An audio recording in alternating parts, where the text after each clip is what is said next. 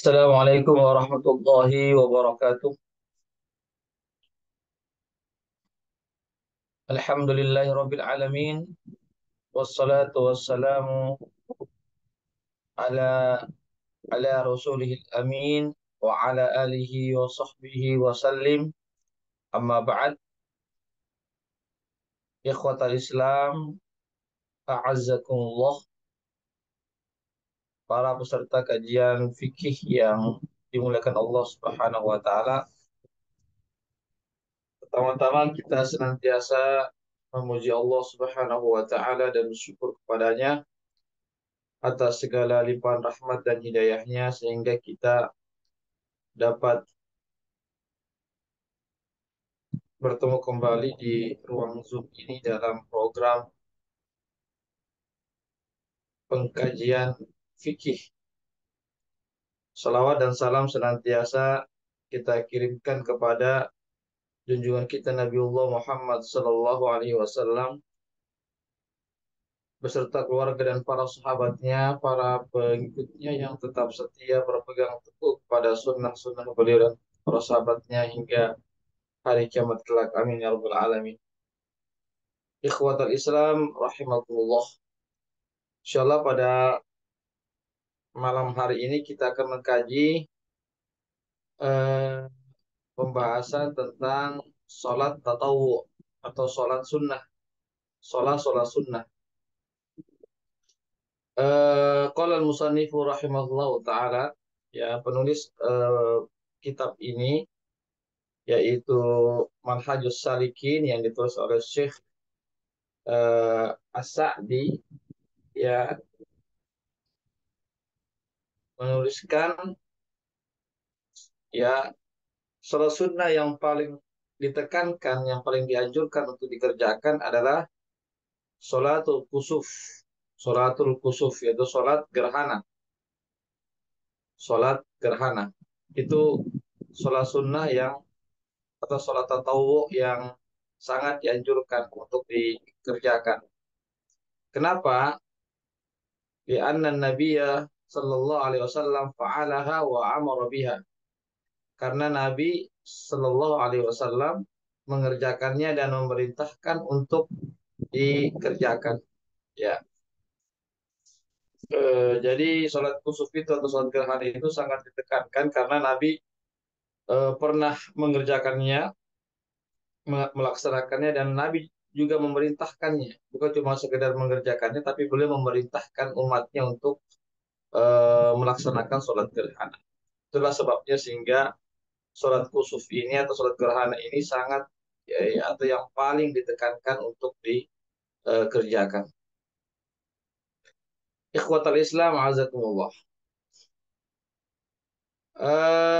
Disebutkan, ya, dari syarah kitab ini yaitu Ibhajul Mukminin yang disyarah oleh Syekh eh, siapa? Syekh Al-Jibrin rahimahullahu taala, ketika terjadi gerhana di masa Rasulullah Shallallahu alaihi wasallam, maka beliau pun keluar dari rumah beliau, ya, dengan tergesa-gesa atau tergesa-gesa, ya, faza'an, seraya menarik daripada pakaian beliau, artinya membawa, yang menyeret pakaian beliau, ya. Beliau keluar, ya, dan beliau mengatakan inna syamsa wal qamara ayatani min ayatillah.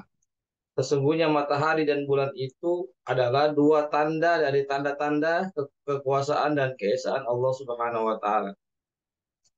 Wa innahuma la yankasifani li mauti ahadin wa la li hayati. Sesungguhnya kedua eh, makhluk ini yaitu matahari dan bulan tidaklah terjadi gerhana melainkan karena meninggalnya seseorang atau karena lahirnya seseorang, ya. Fa idza ra'aitum dzalika fafza'u ila shalah.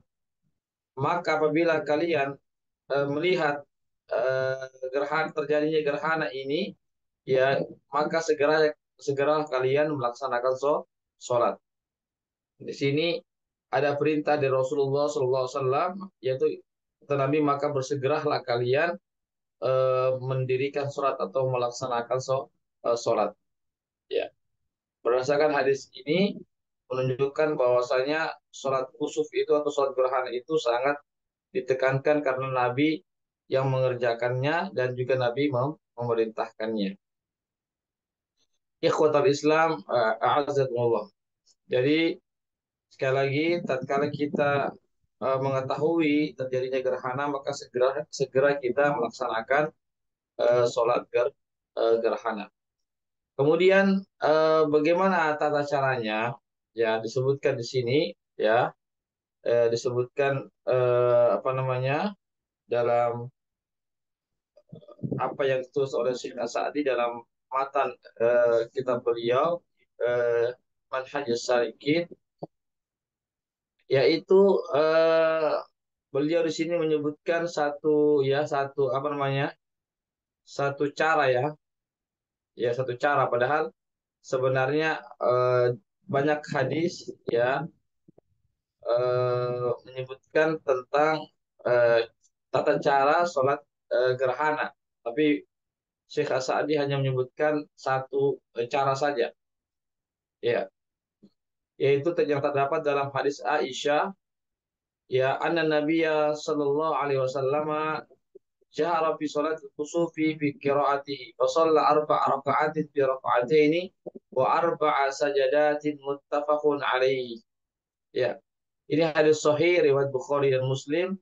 Dari hadis Aisyah, beliau berkata bahwasanya Nabi Shallallahu Alaihi Wasallam menjaharkan atau membesarkan bacaan pada sholat kusuf, pada sholat gerhana, ya, pada saat beliau membaca ayat. Wasalla arba rakaatin fi rakaatin. Lalu beliau melaksanakan eh, sholat 4 ruku dalam 2 rakaat.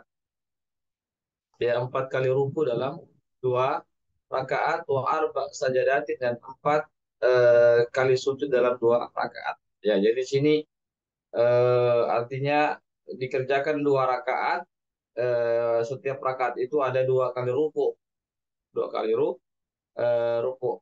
Ya, yang sebagaimana kita ketahui bahwasanya sholat-sholat biasa itu, sholat sunnah ya biasa itu, kalau yang 2 rakaat itu, maka setiap rakaatnya hanya 1 kali ruku. Tapi kalau sholat gerhana ini setiap rakaatnya 2 kali ruku. Ya, berarti kalau 2 rakaat berarti 4 kali ruku. Ya, adapun sujudnya tetap, ya, setiap rakaat itu 2 kali sujud. Ya, berarti kalau 2 rakaat 4 kali sujud, itu tidak ada perbedaan dengan sholat-sholat sunnah, sholat-sholat atau sholat yang lainnya. Ini hadis sahih yang diriwayatkan oleh Bukhari dan Muslim. Ya. Di sini beliau menjaharkan bacaan Al-Fatihahnya dan surah-surah yang dibaca setelah Al-Fatihah. Ya, meskipun dikerjakan di siang hari, ya, meskipun kalau gerhana matahari tentu di siang hari, kalau gerhana bulan tentu di malam hari dikerjakan. Ya, Nabi mengerjakannya di gerhana terjadi gerhana matahari, ya, dan beliau mengerjakannya dan apa namanya membaca dengan bacaan yang dikeraskan atau yang dijaharkan. Ada juga riwayat Muslim tentang tata cara pelaksanaan sholat gerhana itu, disebutkan sholat fi kulli raq'atin salasa ruku'atin. Ini hadis riwayat Muslim, ya, hadis sahih juga ini. Bahwasanya beliau itu sholat gerhana pada setiap rakaatnya itu 3 kali ruku. Ya, 3 kali ruku. Maksudnya ketika berdiri lalu beliau ruku 1 kali, kemudian berdiri lagi membaca Al-Fatihah, lalu surah, ya, yang cukup panjang, lalu beliau ruku lagi, ya, maka itu ruku yang kedua. Kemudian setelah bertasbih, ya, eh, tentu memperlama ruku, ya, membaca doa ruku, atau bacaan rukuk, kemudian berdiri lagi untuk ketiga kalinya. Ya, tiga kalinya, kemudian rukuk lagi. Ya, setelah rukuk, maka itu rukuk yang ketiga, lalu berdiri, lalu sujud. Ya, di sini ada tiga kali rukuk setiap rakaatnya. Ya, adapun hadis tadi yang diriwayatkan Bukhari Muslim itu hadis yang paling riwayat yang paling sahih, disebutkan hanya dua kali rukuk dalam setiap rakaat. Adapun riwayat Muslim ini ada tiga kali rukuk dalam satu rakaat. Berarti ada 6 kali rukuk dalam dua rakaat. Kemudian ada juga riwayat yang lain, juga hadis riwayat Muslim juga, hadis sahih juga, bahwasanya beliau itu sholat gerhana itu 2 rakaat, setiap rakaat itu ada 4 kali rukuk. Ini ada tambahan, ya, tambahan lagi satu rukuk menjadi 4 rukuk, 4 kali rukuk dalam satu rakaat. Kalau 2 rakaat berarti 8 kali rukuk. Bahkan disebutkan dalam riwayat lain dalam Sunan Abi Daud, ya, dalam Sunan Abi Daud disebutkan bahwasanya beliau itu melaksanakan apa namanya sholat gerhana itu setiap rakaatnya itu 4 kali rukuk, 4 kali rukuk setiap rakaatnya. Ya, jadi di sini sekali lagi ikhwatul Islam azakumullah, ada beberapa riwayat ya di sini, ya, ada yang menyebutkan 2 kali ruku setiap rakaat, ada yang mengatakan 3 kali ruku, ada yang 4 kali ruku, ada yang 5 kali ruku. Ya, namun apa namanya sebagian ulama ada yang mentaifkan ya riwayat itu, riwayat yang 3 kali ruku, 4 kali ruku, 5 kali ruku setiap rakaatnya. Sebagian ulama mentaifkan ya hadis tersebut. Ya, sebagiannya lagi mengatakan bahwasanya hadis-hadis tersebut itu hadis mauquf. Hadis mauquf itu hadis yang hanya berhenti eh, di sahabat Rasulullah SAW, bukan perbuatan Nabi, hanya dikerjakan oleh sahabat. Yang 3 kali ruku, 4 kali ruku, 5 kali ruku itu hanya dikerjakan oleh sahabat, bukan Rasulullah Shallallahu Alaihi Wasallam. Ya, karena sehingga mereka mengatakan itu hadis mauquf yang hanya sampai kepada sahabat Rasulullah Shallallahu Alaihi Wasallam. Namun sebagian ulama ada yang mensahihkan ini hadis-hadis, ya, apalagi ini hadis riwayat Muslim, ya, tentang 3 kali ruku dalam satu rakaat, 4 kali ruku itu hadis riwayat Muslim, sehingga sebagian ulama mensahihkan hadis tersebut, ya. eh, eh, ya jadi eh, karena hadisnya sahih, sehingga mereka mengatakan eh, bisa di bisa dikerjakan dengan salah satu dari cara tata cara sholat gerhana ini, bisa 2 kali ruku dalam setiap rakaat, bisa 3 kali ruku, bisa 4 kali ruku, bisa 5 kali ruku, karena hadisnya sahih, hadisnya sahih. Ya,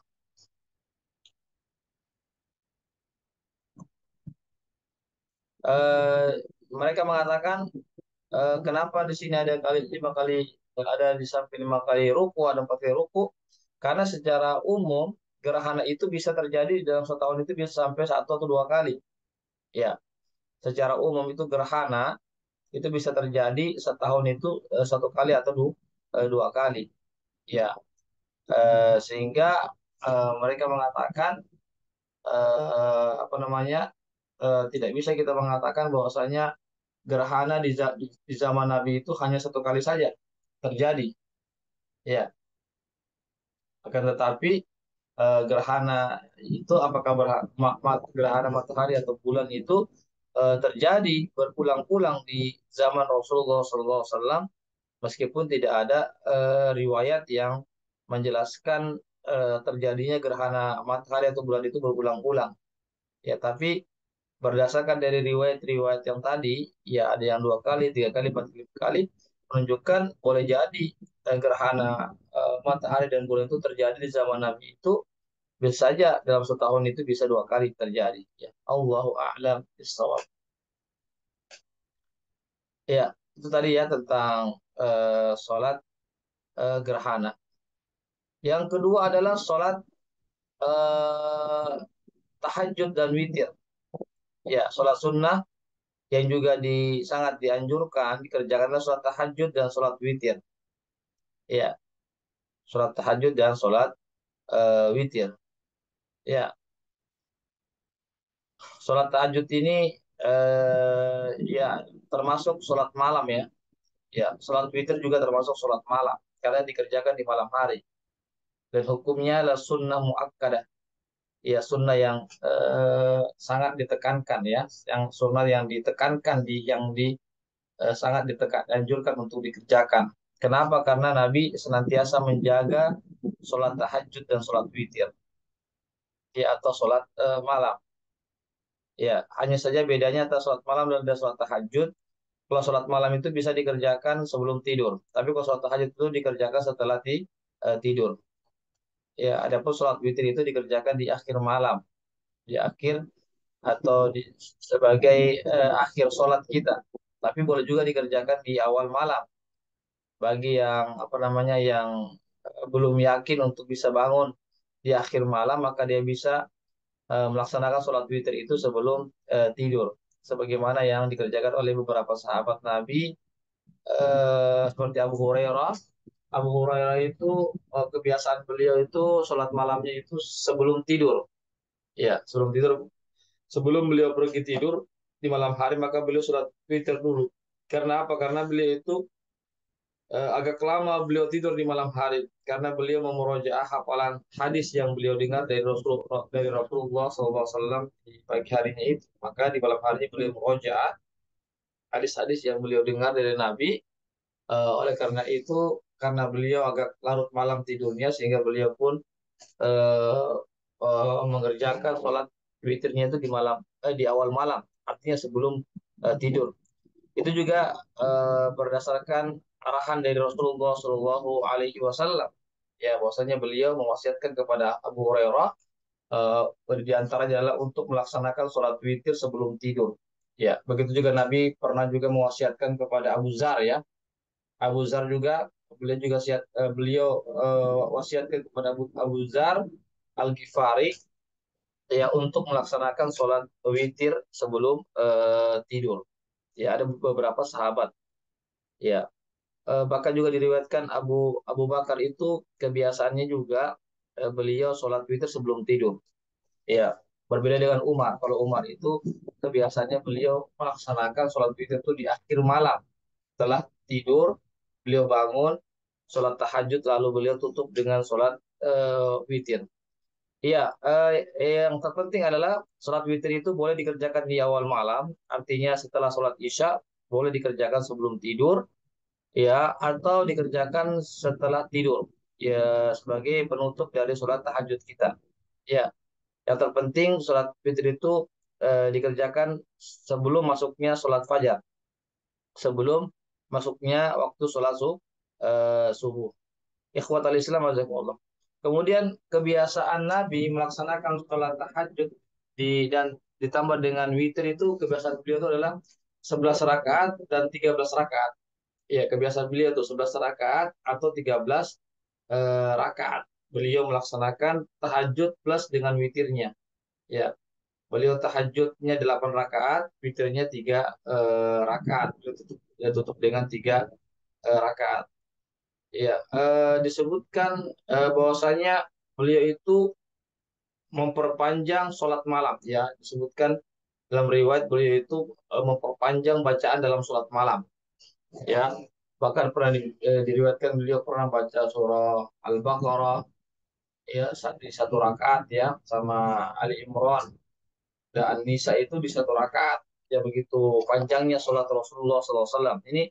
Tapi ini sholat dalam keadaan beliau bersendirian ya atau sholat di malam hari ya atau sholat tahajud ya intinya beliau itu senantiasa menjaga sholat malam beliau. Terkadang beliau bangun di pertengahan malam lalu sholat. Terkadang beliau menghidupkan malamnya, seluruh malamnya dengan sholat. terkadang juga beliau sebagian besar malamnya itu digunakan untuk melaksanakan sholat. Ya, ikhwatal Islam azakumullah. Jadi sholat witir itu minimal 1 rakaat. Ya, 1 rakaat itu minimal. 3 rakaat ya juga diperbolehkan.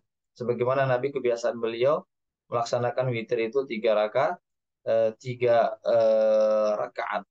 Ya, ikhwatal Islam azakumullah. Sebenarnya sholat tahajud ini tidak ada batasan rakaatnya, sebagaimana dikatakan oleh para ulama. Berdasarkan hadis Rasulullah Sallallahu Alaihi Wasallam, "Salatul lail masna masna, wa idza khashiya ahadukumul fajra falyutir ma qad shalla." Atau kama qala Rasulullah Sallallahu Alaihi Wasallam. Dan Nabi sholat malam itu 2 rakaat, 2 rakaat. Artinya 2 rakaat dikerjakan setiap 2 rakaat, lalu dilanjutkan lagi 2 rakaat dan seterusnya. Namun kata Nabi, apabila dia seorang sudah khawatir akan masuknya waktu subuh, maka hendaklah dia menutupnya atau mengerjakan sholat witir 1 rakaat.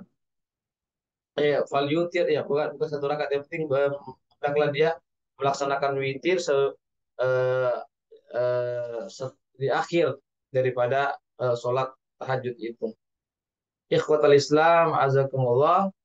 Jadi sekali lagi jumlah rakaat sholat witir ya yang paling sedikit adalah 1 rakaat ya, dan yang paling banyak itu 11 rakaat ya, itu tentang sholat witir. Adapun sholat tahajud itu eh, eh, tentang banyaknya tidak ada batasan, ya bisa sampai 100 rakaat, 200 rakaat, tergantung kemampuan masing-masing. Disebutkan para ulama, ada di kalangan para ulama salafus saleh itu yang sholat tahajud itu sampai 100 rakaat dalam 1 malam.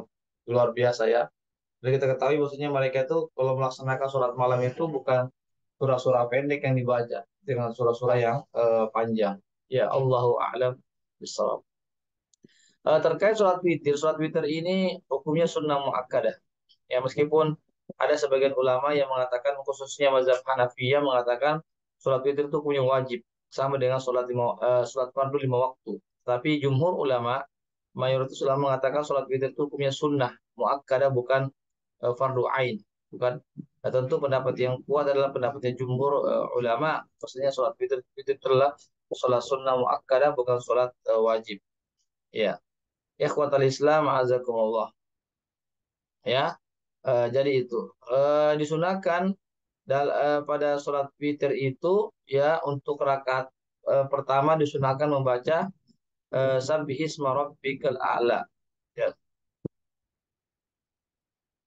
ya. Jadi disunahkan untuk membaca Sabbihisma rabbikal a'la, ya, yaitu apa namanya, surah Al-A'la. Kemudian rakaat kedua membaca surah Al-Kafirun. Rakaat ketiga membaca Al-Ikhlas. Ya, ini sunnah ya, bukan wajib. Bukan wajib. Sebagaimana tiga bacaan ini terdapat dalam hadis Ubay bin Ka'ab, ya, hadis yang diriwayatkan oleh Imam An-Nasai, Abu Daud dan Ibnu Majah, ya, tentang apa namanya itu bacaan tersebut. Ya, dan beliau itu biasanya mengerjakan sholat eh, tahajud plus witir itu 11 rakaat atau 13 rakaat. Ya, sebagaimana tertera dalam hadis Aisyah dan hadis Ibnu Abbas. Ya, dan setiap rakaatnya itu dikerjakan dan setiap 2 rakaat itu salam. Ya, setiap 2 rakaat salam, kemudian bangkit lagi 2 rakaat salam. Itu yang sebagaimana yang dikerjakan atau dilakukan oleh Rasulullah Shallallahu Alaihi Wasallam, sebagaimana yang terdapat dalam hadis Ibnu Abbas. Maksudnya beliau berkata, "Shalla rakaatain, summa rakaatain, summa rakaatain, summa rakaatain, summa rakaatain, summa rakaatain, summa autara." Ini hadis riwayat Bukhari dan Muslim, hadis yang sahih. Ibnu Abbas mengatakan beliau mengerjakannya 2 rakaat, kemudian 2 rakaat, kemudian 2 rakaat, kemudian 2 rakaat, kemudian 2 rakaat, kemudian 2 rakaat, kemudian beliau witir. Ya, satu rakaat. Jadi di sini berdasarkan daripada hadis ini beliau sholatnya 13 rakaat ya dengan eh, 6 kali salam. Lalu ditutup dengan sholat witir satu rakaat. Ya, berarti 13 rakaat semuanya. Ya, 13 13 rakaat semuanya. Iya. Ikhwatal Islam azakumullah, ya, beliau juga kadang sholatnya 13 rakaat, kadang juga 11 rakaat. Intinya sholat tahajud plus witir itu sebenarnya sholat tahajud itu tidak ada batasan rakaatnya. Bisa kita mengerjakan sesuai dengan kemampuan kita masing-masing. Yang penting witirnya itu minimal satu rakaat. Ada sholat tahajud minimalnya dua rakaat. Ya harus. Jadi tahajud itu harus genap. Ya genap-genap ya sholat malam itu genap. Adapun witir itu kan bilangan kan ganjil minimal satu rakaat. Ya. Jadi waktu pelaksanaan sholat witir itu dari sejak selesainya sholat isya sampai terbitnya fajar atau sampai masuknya waktu sholat subuh. Ya, jadi itu. Jadi setelah sholat isya dikerjakan maka seseorang sudah bisa melaksanakan witir. Ya, sholat witir lalu setelah itu dia silakan beraktivitas atau dia langsung tidur. Ya, itu mulainya startnya ya setelah sholat isya dan berakhirnya waktu sholat witir itu sebelum terbitnya waktu fajar atau sebelum masuknya azan subuh ya. Kemudian sholat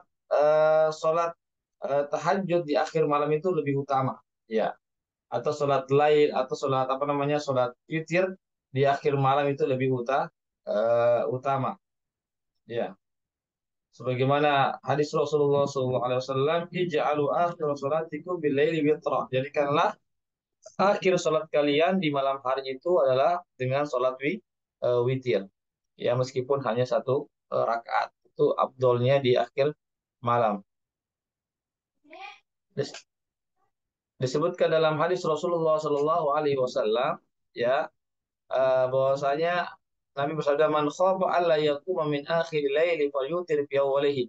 Barang siapa khawatir tidak bisa bangun tahajud di akhir malamnya, maka hendaknya dia witir di awal malam. Dan siapa yang yakin ya atau siapa yang punya semangat untuk bangun di akhir malam, ya maka hendaknya dia witir di akhir malam. Karena sholat di akhir malam itu disaksikan oleh para malaikat dan itu lebih utama. Jadi tentu sholat witir di akhir malam itu lebih utama dibandingkan sholat witir di awal malam. Ya, ya. Ikhwatal Islam azakumullah yaitu terkait tentang apa namanya sholat witir. Kemudian yang berikutnya adalah sholat istisqa. Ya, yang ketiga di antara sholat sunnah yang dianjurkan adalah sholat istisqa. Sholat istisqa adalah sholat meminta hujan. Jadi sholat ini disunnahkan apabila manusia itu sangat butuh kepada air hujan. Ya, misalnya terjadi musim kemarau yang cukup panjang, yang mana sawah-sawah, kebun-kebun pada kering semua, hewan-hewan pada kurus semua karena tidak ada air, karena tidak ada rerumputan yang bisa mereka hewan-hewan itu makan, sumur-sumur pada kering, ya maka sangat disunahkan untuk melaksanakan sholat istisqa yaitu sholat minta hujan kepada Allah Subhanahu wa taala.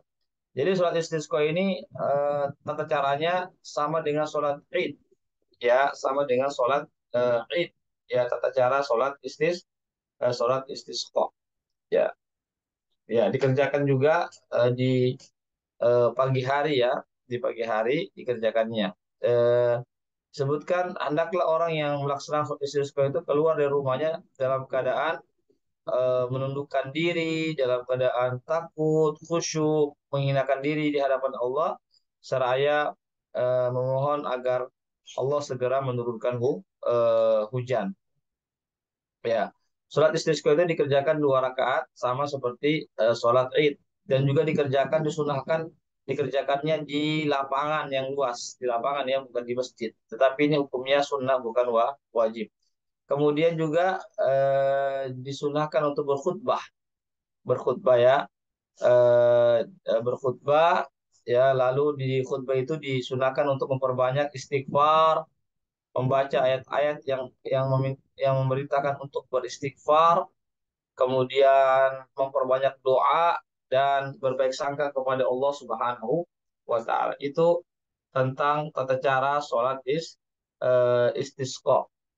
Ya, kemudian se, se- sepantasnya atau seyogianya sebelum seseorang keluar melaksanakan sholat istisqa, maka hendaklah eh, kaum muslim itu melakukan sebab-sebab yang dapat menolak bala dan menurunkan rahmat dari Allah Subhanahu wa taala.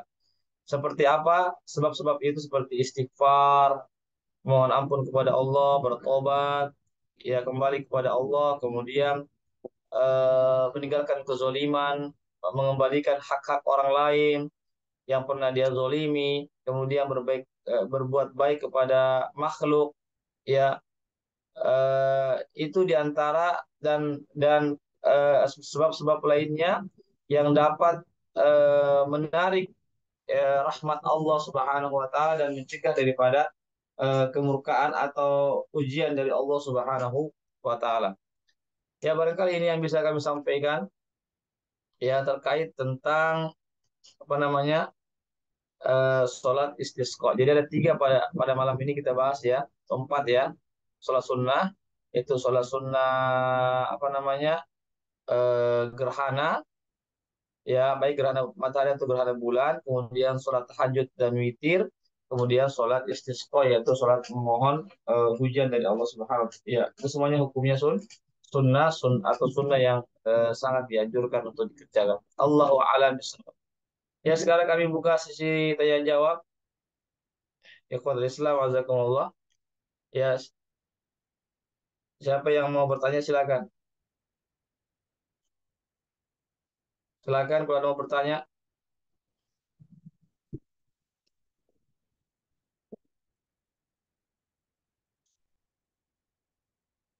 Ada yang bertanya, silakan.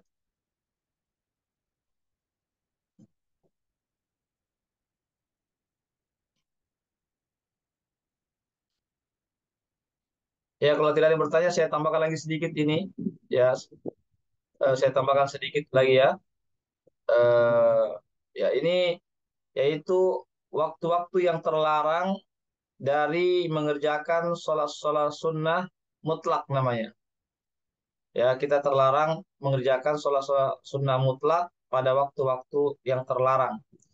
Ya, waktu-waktu apa saja itu disebutkan dalam kitab ini dari semenjak sholat subuh sampai eh, terbitnya matahari setinggi 1 tombak. Artinya, kalau orang sudah mengerjakan sholat subuh, ya maka dia tidak diperbolehkan mengerjakan sholat sunnah mutlak, ya, sampai terbitnya matahari setinggi 1 tombak.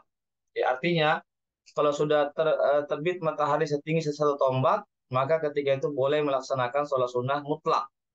Seperti boleh juga misalnya sudah bisa sholat duha juga bisa begitu, ya, begitu ya.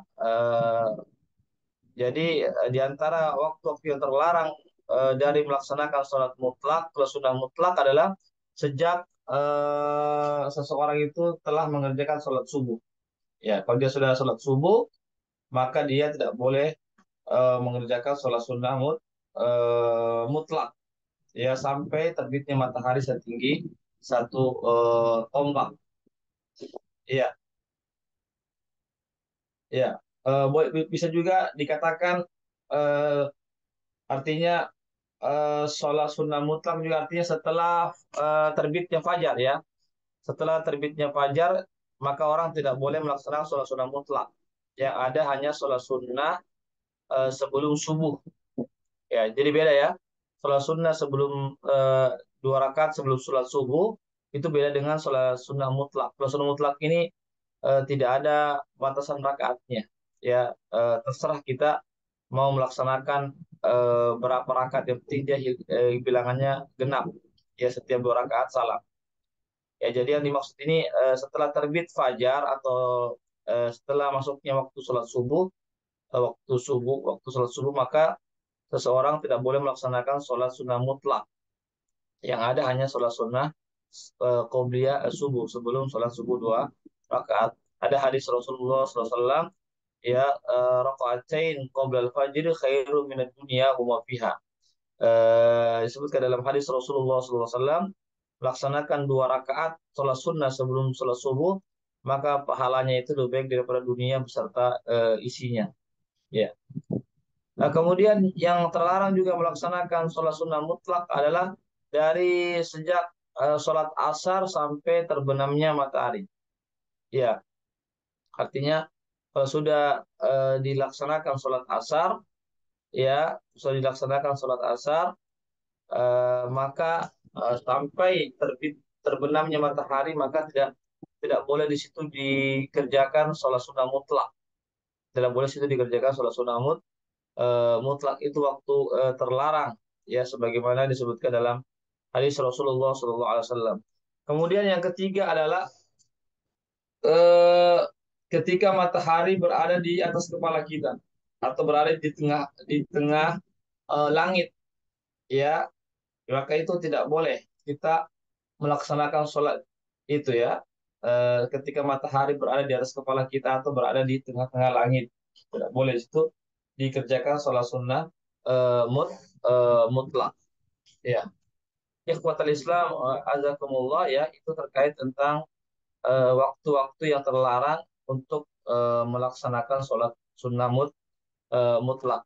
Bagaimana dengan apa namanya, sholat tahiyatul masjid? Apakah sholat tahiyatul masjid boleh dikerjakan pada waktu-waktu tersebut? Ya, sebagian ulama mengatakan boleh, meskipun ini terjadi khilaf pendapat, ya.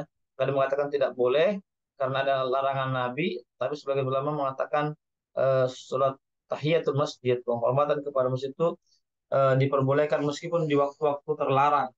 Karena apa? Karena ada hadis khusus bahwasanya Nabi melarang seseorang ketika masuk masjid langsung duduk sebelum dia sholat sunnah 2 rakaat.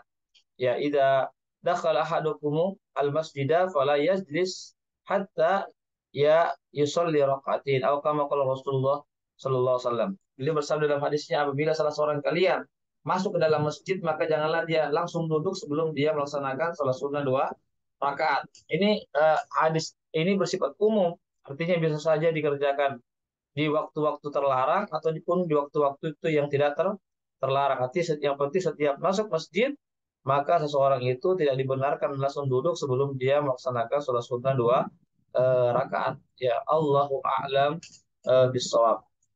Bagaimana juga dengan sholat jenazah? Ulama mengatakan sholat jenazah diperbolehkan, ya, dikerjakan di waktu-waktu terlarang tersebut. Ya, sholat jenazah diperbolehkan untuk melaksanakan di waktu-waktu terlarang tersebut. Karena apa? Karena jenazah ini diperintahkan oleh Nabi untuk segera dikuburkan. Ya, jenazah itu segera dikuburkan. Itu adalah perintah Rasulullah Shallallahu Alaihi Wasallam. Kemudian juga sholat sunnah tawaf, ya. Setelah kita tawaf disunahkan untuk sholat sunnah, ya, setelah tawaf 2 rakaat. Apakah itu juga boleh dikerjakan di waktu-waktu terlarang? Eh, di situ terjadi khilaf pendapat para ulama. Ada yang mengatakan tidak boleh di waktu-waktu terlarang, ya, karena ada larangannya. Ada yang mengatakan itu diperbolehkan, ya, dikerjakan eh, pada saat setelah tawaf, setelah tawaf itu menurut sebagian ulama itu diperbolehkan, ya. Allahu a'lam bisawab, ya. Ini terkait tentang waktu-waktu yang terlarang dari mengerjakan sholat sunnah mutlak. Ya, baik. Ada pertanyaan di sini? Kalau tidak ada, kita cukupkan sampai di sini, ya. Insya Allah kita akan bertemu pekan depan dalam bab tentang sholat jamaah dan imamah, yaitu dengan imam, ya, yang hal-hal yang berkaitan dengan imam sholat, ya. Perlu kami sampaikan kepada apa namanya para para kajian fikih, kami informasikan bahwasanya terkait kajian tazkiyatun nufus yang jadwal rutinnya itu setiap hari Ahad jam 10 sampai jam 11. Namun kami informasikan untuk esok hari kami majukan ya, untuk pekan ini saja kami majukan karena jam 10 sampai 11 kami ada kegiatan yang mendadak, ya artinya kegiatan yang tidak mesti, yang tidak bisa kami tinggalkan, yang harus kami lakukan, kerjakan, maka kami mohon maaf yang sebesar-besarnya kami memajukan ke jam 6, ya jam 6 subuh kami mau majukan sampai jam 7, ya jadi jam 6 kita kajian, ya jam 6 subuh kita kajian sampai jam 7 insya Allah, ya. Barangkali itu, ya, tapi insya Allah ini pekan ini saja, ya. Adapun setelah pekan depannya insya Allah kita normal kembali di jam 10 sampai jam 12. Tolong diberitahukan kepada ikhwah yang lainnya, pada peserta kajian yang tergabung dalam grup kami itu, tolong sampaikan. Kami juga akan mengumumkan nanti di grup-grup yang ada, ya, khususnya grup Tazkiyatun Nufus. Tapi kami juga akan umumkan juga di grup-grup fikih, grup-grup akidah, grup Tazkiyatun Nufus dan grup tafsir, di grup WA tafsir dan seterusnya kami akan umumkan tentang perubahan esok hari itu, ya. Jadi sekali lagi kami akan majukan ke insya Allah jam 6 subuh sampai jam 7, kita punya acara kajian tazkiyatun nufus. Allahu a'lam bissawab. Kami ucapkan jazakumullah khairan katsira pada para peserta yang sudah membersamai kami dalam kajian rutin kita ini, kajian fikih rutin kita setiap malam Ahad, ya. Mudah-mudahan kita tetap istiqomah, diberikan pahala di sisi Allah, ya, diberikan manfaat, ya. Semoga kita bisa mengamalkannya dalam kehidupan kita sehari-hari. Semoga menjadi pemberat timbangan amal kita di hari akhirat. Semoga kita termasuk orang-orang yang tergolong menjadi pencinta-pencinta ilmu agama ini. Amin ya rabbal alamin. Dan juga kami ucapkan jazakumullah khairan kepada para donatur kajian ini yang telah berpartisipasi terlaksananya kajian rutin ini. Semoga Allah SWT memberikan balasan yang terbaik bagi para donatur yang telah berpartisipasi dalam kegiatan kita kali ini. Ya, sekali lagi kami mohon maaf jika ada dalam penyampaian kami, pembahasan kami ini yang kurang berkenan atau ada kekeliruan, kami mohon maaf, ya. Yang benarnya datangnya dari Allah saja, yang segala khilaf dan salah datangnya dari pribadi kami dan godaan setan yang terkutuk dan kekurangan ilmu kami mohon ampun kepada Allah dan kami mohon maaf kepada para peserta sekalian. Baiklah, kami akhiri kajian fikih ini dengan membaca doa penutup majelis. Subhanakallahumma wa bihamdik asyhadu an la ilaha illa anta astaghfiruka wa atubu ilaik. Wassalamualaikum warahmatullahi wabarakatuh. Waalaikumsalam warahmatullahi wabarakatuh. Jazakallah. Waalaikumsalam. Jazakum.